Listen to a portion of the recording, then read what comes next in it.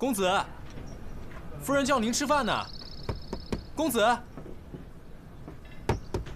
公子，来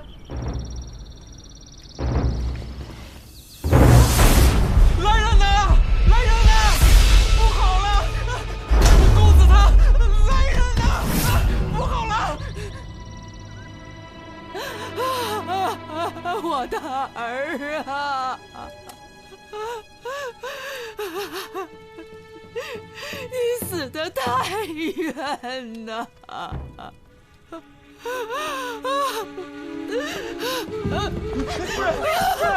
夫人，使不得呀，夫人，夫人，夫人。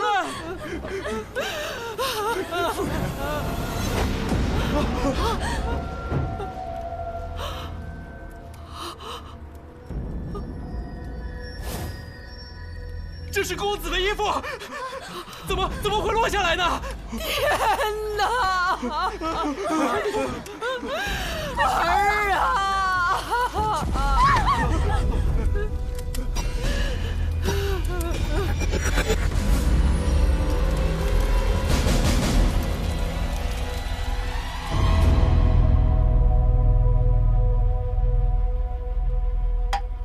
世时，刀立天，与无量香华，天衣诸影，供养释迦牟尼佛及地藏菩萨仪，一切众会俱付瞻礼，合掌而退。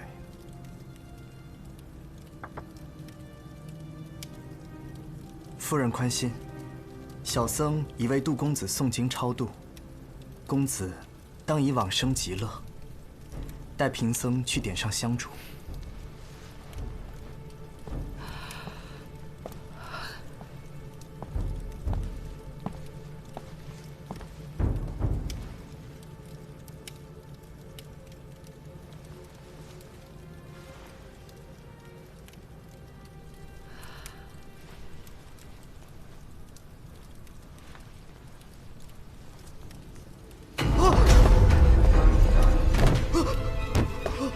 夫人，快来看看！夫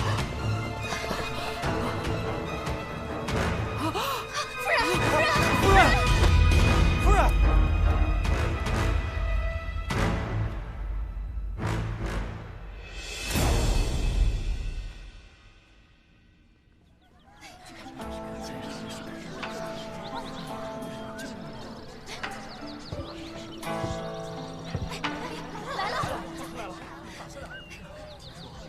老规矩，前2位免费，后面不管多少位，算不准，一概不收钱。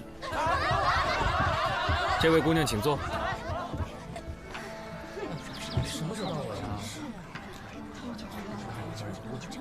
这位姑娘，眉宇隐隐发黑，身上有阴气，却不似恶鬼缠身，一定常与往生者打交道。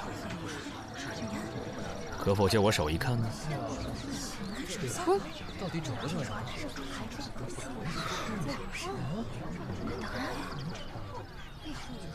你是仵作吧？我是个仵作。大师真是继续传啊！太厉害！哎呀，这位姑娘月德生辉，红鸾星动，眉目中含羞带臊。姑娘此番可是来求姻缘呢？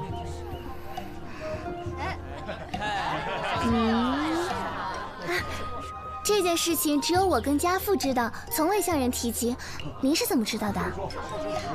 上归天道之法，不可说。排累了就进来坐会儿吧，有席上的好吃的好喝的，来拿个号。里面没位置了啊！几位客官往里边请。哎，照顾好了。好嘞。帮忙叫个号。咱们进去坐着。快点儿。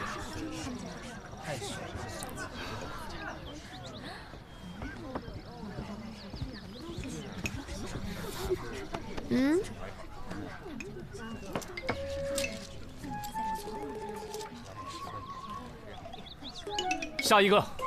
该。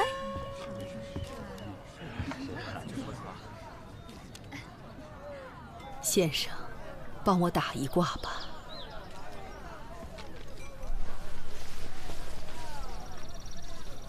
您是杜老夫人吧？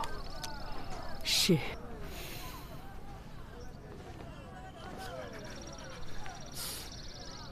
白发人送黑发人，您老千万别悲愁垂涕，节哀顺变吧。不瞒先生，我那过世的儿子又回来了。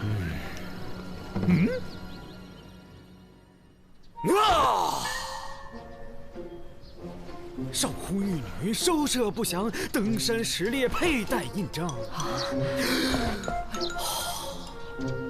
头戴华盖，宗社魁罡，左扶六甲，右卫六丁。前有黄山，后有乐章，何人不服？何鬼敢当？急急如律令，急急如律令。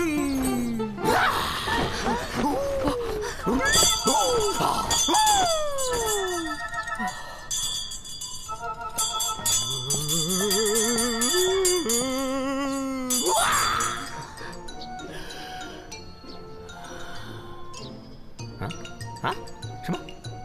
啊，好吧。什么？哎，这都是我分内的事，你安心走吧。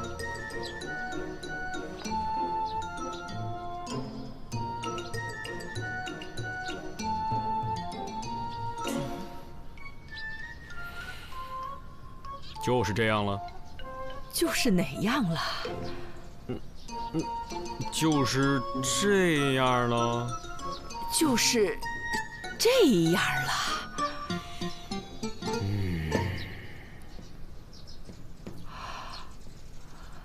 杜公子迟迟未出现，必是已经安心投胎了。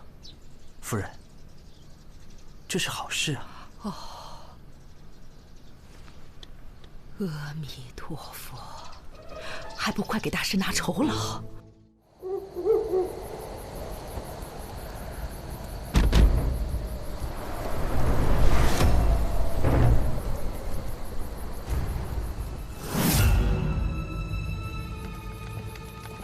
呀，紫苏妹妹，来得挺早的呀。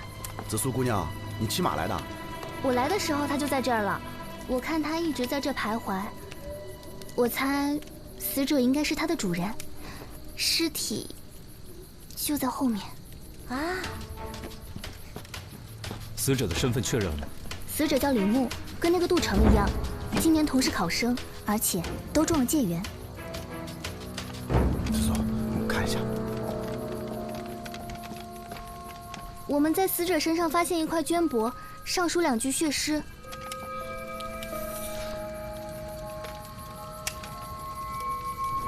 纵使东巡也无益，君王自领美人来。这不过是凶手的障眼法，为了混淆视听罢了。这样就可以把一切罪责都推给鬼魂了。但我查看过这2人的考试记录，水平相差甚远。啊？这么说来，真的是那杜成回来索命的？实际情况是，这个李牧作答相当漂亮，反倒是那个杜成全篇离题千里，2人之间根本不可能存在抄袭现象。这李牧会不会和其他考生？他的答卷独1份，今天赚大发了！那尸体真的是太厉害了。怎么了？哎，别说！哎呀，我说，别说！哎呀，我听不了这个。你说。这尸首分离，头颅和身上都有皮肉伤，应该是在骑马的过程当中，先被斩首，然后坠马的。他是在马上被斩首的，还是跌落下来以后被斩首的？如果是先坠马的话，那头颅应该就在附近啊。可如果是在马上被斩首的话，就如我们所看到的这样，身首异处。马上被斩首。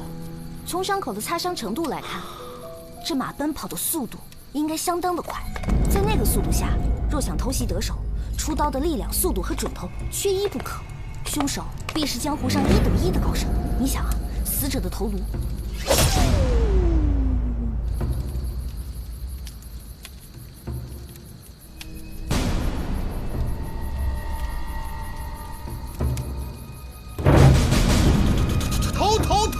头！啊！紫苏，快跑！紫苏，快！紫苏。出来！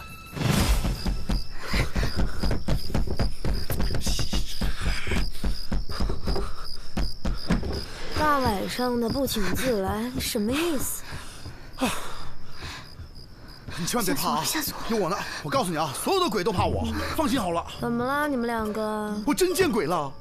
死去的书生回来索命来了，死人的头擦飞出去好几丈远。子苏别怕，就在你们隔壁的南小街。好啦好啦，喝口酒压压惊，喝口茶定定神。你的酒，三炮。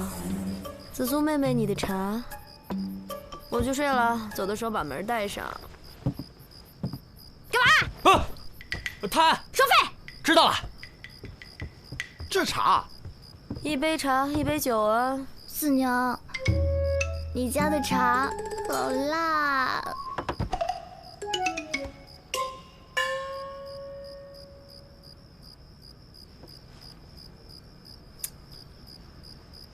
好酒。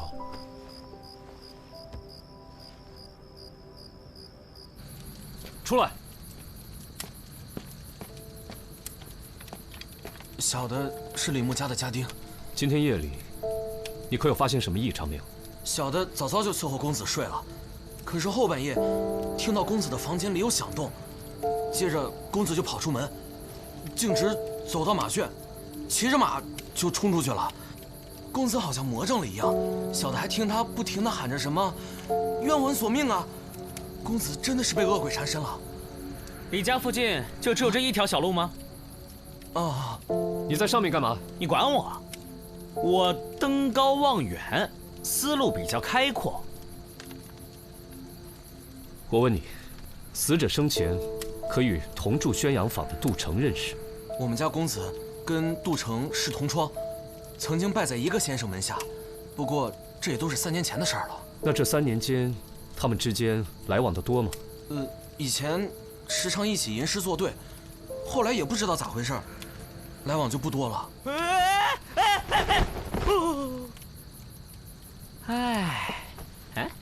胡闹！这位李介元平时出门喜欢坐车还是骑马呀？平日都是骑马。我们家公子骑术了得，我们早就劝他别骑太快，没成想，绝了！你看这颈部的切口，也太过整齐了吧？估计这次这个凶手你肯定打不过了。什么意思？你看这个切面多漂亮啊！别说在马上，就是死者站着任由你砍，你能做到吗？这个人力大无比，他可真是一刀下去。能一刀取人首级者，能有几人？既然死者是在马上被斩首，说明这个凶手的身长恐怕也异于常人呢。夜叉在世也不过如此了吧？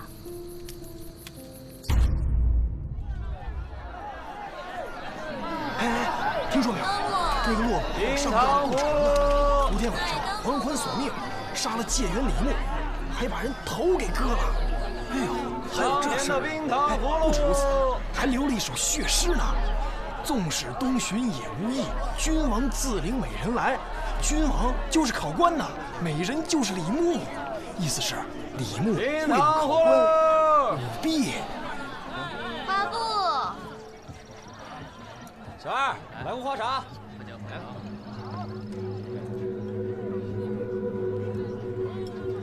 哎，客官，说实在。大师啊，我儿子回来了！我儿子回来了！大师，你的胡子呢？喝酒。这样显年轻。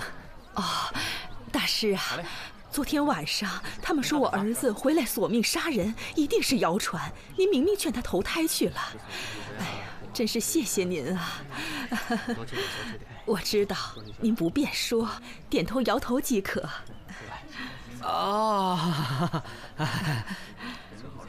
他绝对不会现身的，我估计已经转世了，没准都出生了。好啊，太好了！愿他生在富贵人家，少吃些苦。多谢先生了，这是给先生的报酬。这怎么好意思呢？小事情。我先出去了。干嘛呢？我肚子饿了，我出去打个牙去。恩人，你何必出去吃啊？我做菜的手艺还算不错，你要是不嫌弃的话，我这就去做菜给你打牙祭。当真？啊！你不是想把银子拿回去？啊不，我要这钱做什么呀？这都是你应得的。不过，您能不能再帮我问问？成儿转了世，他今生过得好不好？小意思了，这事儿包在我身上。要不咱们先去看看厨房？您请，这边请。我是西域人，口重，酱油佐料您只管多放啊。四娘，你可知道这长安城有哪些善于刀斧的人？长安城最善用刀斧的人，就站在你面前。那你可有把握，一刀就把人头砍下来？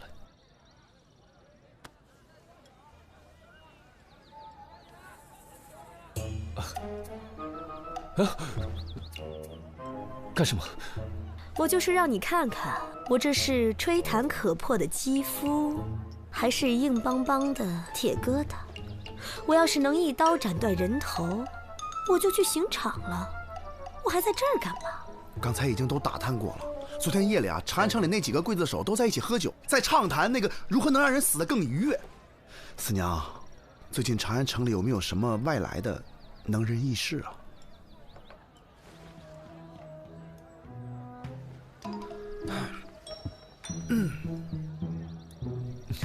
消息还没探呢，又想要钱。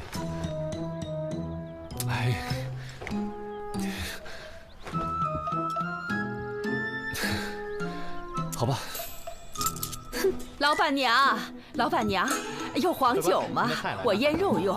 有的，我去拿。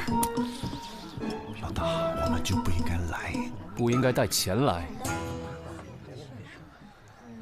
客官，哪位请？姑娘这是怎么了？小二，没事吧？喝醉了，怎么叫也叫不起来。这位官人，您是？大理寺少卿李治。二位客官慢走。你可知道你儿子跟李牧的关系？以前成儿和李介元是同窗，近日他们有无局语？这个老身就不知道了。你这次是来探案，不是跳大神的。知道了啊。几位官爷，慢慢看吧。要没什么事儿，小的先行告退了。去吧。等等，去把那些显字的纸钱拿给我。好。不是，老大，我突然好热啊，我出去凉快啊。站着。不是我三炮上房。好嘞。你去哪儿？上房啊。这儿。这儿怎么了？看看这火盆的上方，这梁上有没有铁环之类的东西？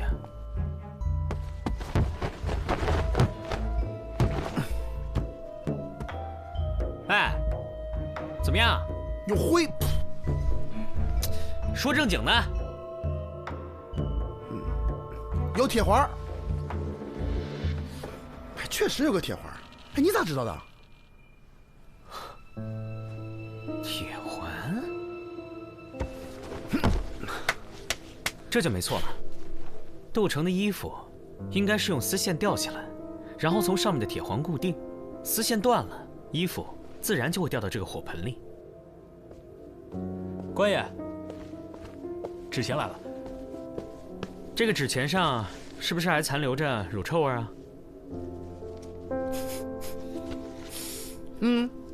所以呢？所以会显字啊？什么意思啊？应该是有人事先用了乳汁，在这上面写字。当纸钱靠近火盆，一受热，字就会显形了。低级骗术，不值一提。这纸钱有谁动过？这纸钱是从寺庙买的，买来的时候是新的，我拆的，之前没有人动过。三毛，你再看看那边的灵牌，我都看过了，没问题。哎，三炮啊，你去看看，看看有什么机关没有。老大吧，这死者为大，你知道吧？去，要不我去。有什么好玩的吗？哎，双叶，你来啦！啊，快去！四娘让我来告诉你们，她那边收到了风声，说长乐坊东顺大赌庄最近新招了2个力大无比的高人保镖，身长9尺。哇，9尺！哇，那可真算是高人啊！三炮，啊，跟我走。哦，就是嘛，这灵位也没什么好看的啊，我们去赌坊吧。啊。哎，这书生我能去玩会儿吗？这里又没有其他人，自己看着办喽。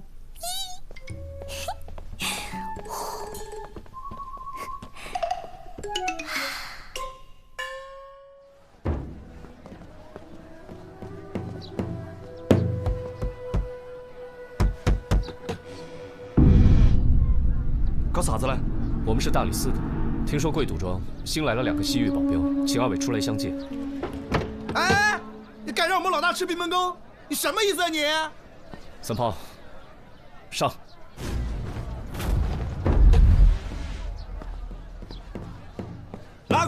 哪个喊你们进来的？不想活了噻？干啥子？啊！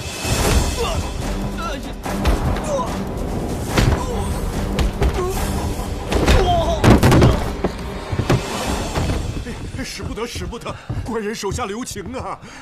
几位今日前来，究竟所谓何事啊？哎，老板，您放心，我们不是来要钱的。把那2个西域保镖叫出来问话。还请少侠高抬贵手，那2个保镖是小人捏造的，本庄并没有这2号人物。不是，那你编的瞎话干嘛？只因本庄近期经营不善，赔钱太多，实在是拿不出钱来呀。为保平安，方才出此下策。几位官人明察呀，小的绝无恶意，只是借保镖的说辞来震慑那些别有用心之徒啊。把你们庄内武功最高之人叫出来问话。就是他。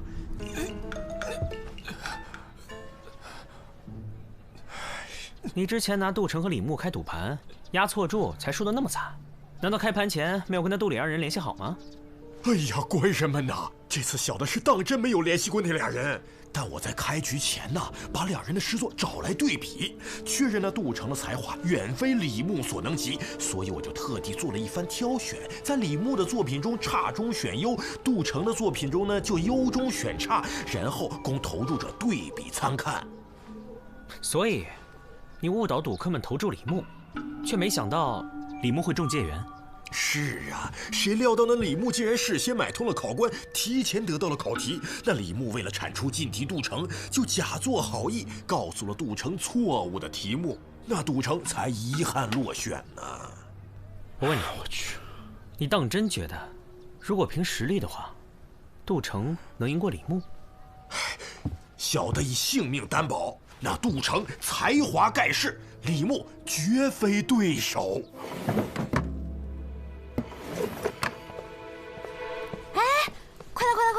你们快过来看看！哎，快点，快点！怎么样，有发现吗？我已经把他从脚趾头研究到头发丝儿了，现在他的骨骼情况我可是了如指掌，比他娘还清楚。只可惜啊，他们家的家仆碍手碍脚的，非不让我把他给剖了。你别裹乱了。哎，老大，我这没什么发现，就发现一卷风筝线。但是没发现风筝啊！这不是风筝线，是冰蚕丝，这就是杀死杜城的凶器。什么？冰蚕丝来自于西域，极其坚韧锋利。我在那条小路的树上也发现了冰蚕丝的勒痕，树上冰蚕丝的勒痕位置很高，寻常人从树下走过不易被发现，但骑马就完全不同了。这位凶手先是深夜潜入李牧家中，假扮杜城还魂，李牧心中有鬼，所以才会慌不择路的骑马离开。而他家门口只有这么一条小路，他身上的擦伤证明他当时骑速极快。经过那棵树时，李默的头颈被冰蚕丝瞬间割断。我安排三炮暗中搜查几位当事人的房间，有了物证，再想查真凶，自然就易如反掌。那真凶就是杜老太太啊！当初她到我们店里找萨摩算命，目的是为了让我们把一切都往鬼魂夺命上想。这些显字的纸钱也是她之前预备好的。她利用丝线把衣服吊起来，衣服就会掉下来。还有，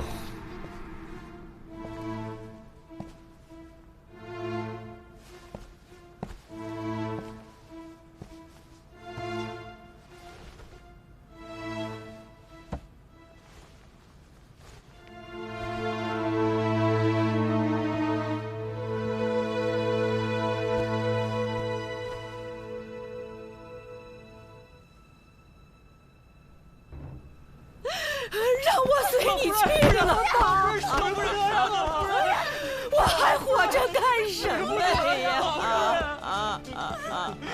杜老太趁人不备拔掉了护霜，使衣服掉了。之所以怀疑她，是因为当时只有她一个人靠近过这根柱子。这个杜老太看似手无缚鸡之力，若不是发现这卷冰蚕丝，我也不会怀疑到她的身上。不是，老大，这不应该吧？那你说这杜老太太图啥？等等，快来看我家程程。程程，哇，这尸体太带劲了！你就可劲儿折腾吧。你看他颈部的勒痕，好赞吧？杜成是用什么字眼而死啊？他们说是白灵。哦。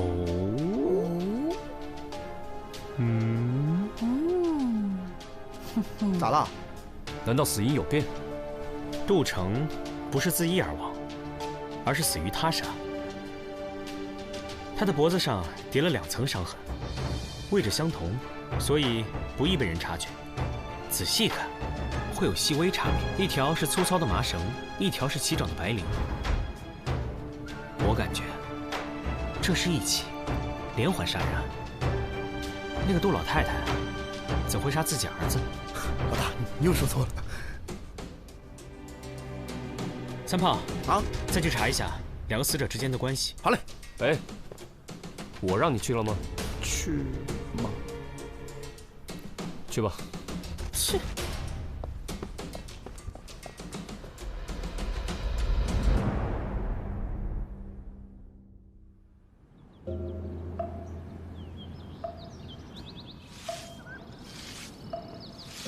那杜老太有杀人动机，却没有作案时间。李牧死的当晚，他一直在灵堂，有仆人可以作证。哎，小师傅，跟您打听个人，你们这个寺里有没有一个干净的师傅？干净的师傅，就是整洁的师傅。师傅，我们是问之前被杜家请去超度的那位师傅。哦，2位施主是找净放师兄吧？请随我来。干净、整洁。师傅，我们这是去哪儿？去藏经阁。净放师兄在藏经阁受罚抄经书。啊？他为什么受罚？我们觉得也很奇怪。净放师兄一向脾气都很好，但是就在前几日，因丢了扫把，跟师弟动起了手，这不就被受罚到藏经阁抄经书了。每日下午都去，估计得抄半个月。2位施主，这边请。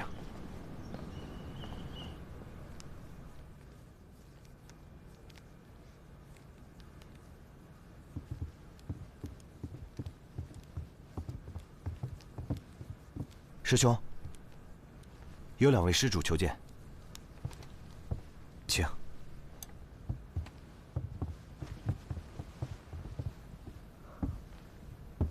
阿弥陀佛。净放师傅，我们呢正在调查一起谋杀案。哦，前几日我们在杜家见过的。你是那日招魂做法的术士？没错。能不能给我讲一下那天你在杜家看到的情形？贫僧走进灵牌的时候，听到有细碎的声响。起初只顾着燃烛，并没有在意。后来那声音越来越快，越来越急促。那时贫僧身边并没有人，循声后才发现，原来是灵牌上凭空出现了字，一点点的，还血淋淋的，就像是有个鬼魂攥着刀，站着写在刻字一样。我听说前几日你都在抄写经书，那么忙，怎么还有时间去杜家帮忙啊？方丈把抄写经书的时间放在午膳后，那日夫人清晨来请，并无妨碍。你好好回忆一下，当日那个灵堂可有什么异样？冤魂显灵，戾气冲天，唯愿逝者早登极乐。阿弥陀佛。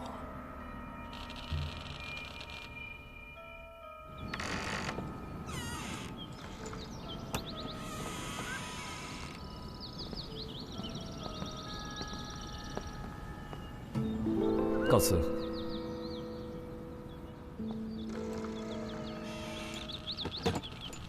二位施主，二位施主，外边有人找你们。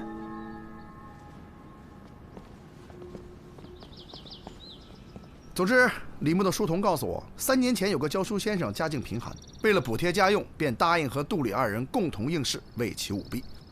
当时杜李二人的资历和才情都差得很远，杜成在考前就退出了。但是李牧为人急功近利，他参加了，所以才出了这么一档的事儿。那为什么只有这位先生吃了官司？东窗事发后，李牧把自己摘得干净，把责任全都推到了先生身上。先生后来找到了杜没有答应帮他作证，因为他怕毁了自己的大好前程。后来这个先生积郁成疾，投河自尽了。杜成也是因为此事，才跟李牧疏远了。这都是3年前的事情，和本案有何联系？他先生是死了，但是先生留了一个儿子，现在已成了孤儿。也就是说，如果这孩子还活着，为父报仇也说得过去。我们去找子苏吧，让他查查当年的卷宗，看还能不能找到这孤儿的下落。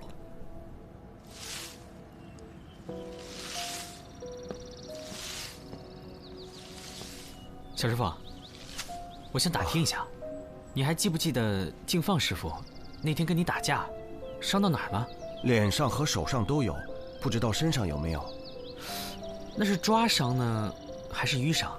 淤伤和抓伤都有，但不过恢复得很快，现在都差不多好了。哎，那你还记不记得他跟你打架是几日啊？是9日前的晚上。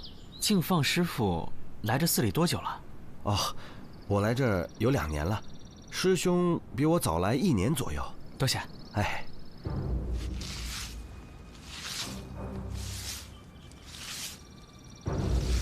我们可以去逮捕净放了。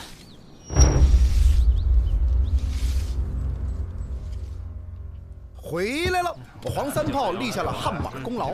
忙了一天，辛苦了。还行。想喝茶还是喝酒啊？喝酒。没问你。你呢？酒。好，咱们喝酒。子苏呢？喝多了，楼上歇着呢。咦，杜老太太去哪儿了？在这待了1天，回去休息了。回去了？她不是答应要给我做好吃的吗？她不给你做好吃的，我给你做好吃的呀。你怎么，给你点颜色你就开胭脂铺是吧？赶紧跟我说说案子。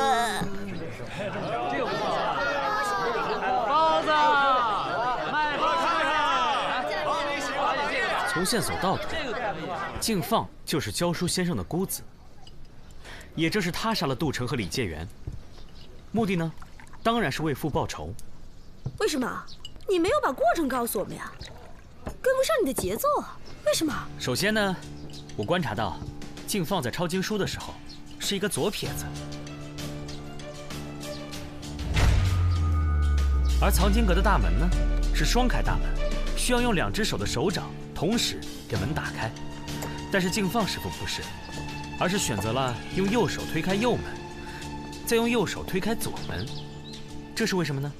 因为在他左边的手掌心当中有伤，而这伤是他对李牧行凶时使用冰蚕丝所致。即使他在手上缠了好多布作为防护，还是被冰蚕丝勒出了伤口。逮捕他时，果然在他的掌心发现了又细又深的伤口。那为什么要查他们打架的时间呢？这就是他聪明的地方。他突然转性，去跟小师弟打架，正是为了要掩盖他脸上和手上本来就有了伤痕。他为了制造鬼魂杀人事件，首先用麻绳狠狠地将杜城勒死。可是他没有想到，他勒死杜城的时候，杜城会用尽全力挣扎，手会向后用力地乱抓。因此，他在故意伪造了杜城自杀的现场之后，趁着夜晚看不清楚，故意找茬，与急性子的小师弟打斗，只为了用新伤掩盖旧伤。我去问过那小僧人，他们打斗那一天正是杜城死的当晚，因此才确定了敬放的犯罪事实。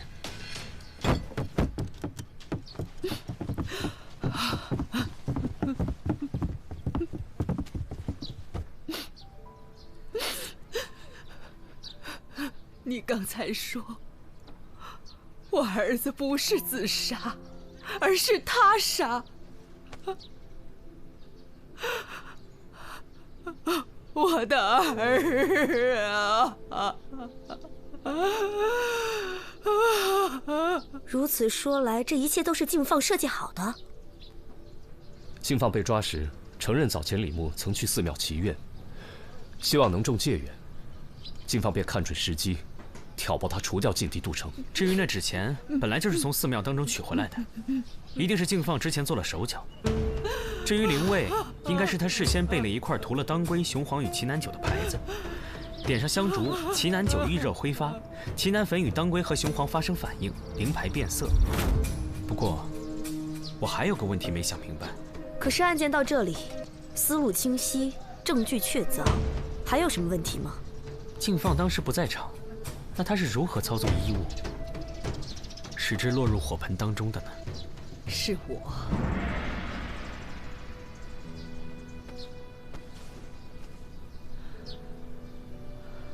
成儿走了以后，敬放找到我，表明了身份。他还告诉我，成儿并非落榜自缢，而是被李牧所害。我当时听了，心里绞痛难忍，便答应和他一起谋害李牧。我初次到这里来求你们做法，也是他授意的。他说，只有这样先做铺垫，才能洗清干系，才能制造鬼魂杀人的舆论。设计纸钱、衣服，还有特别请敬放来做法，都是为了让大家误以为是成儿还魂，扰乱视听，以便洗清我们的嫌疑。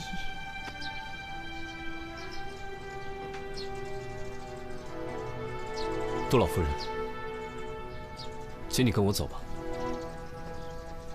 是。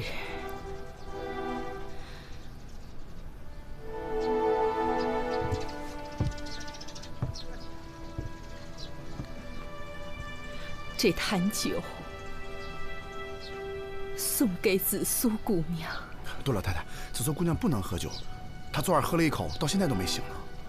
成儿生前也是不胜酒力，每喝必醉。我就特意为他酿制了这种酒，酒香浓郁，喝多少也不上头。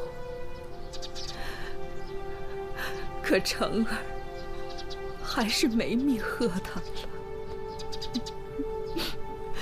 愿他来生的娘不会像我这么老糊涂，就把它送给紫苏姑娘吧。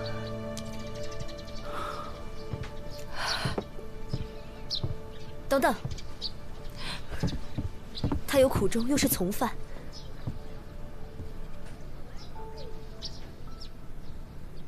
放他一马。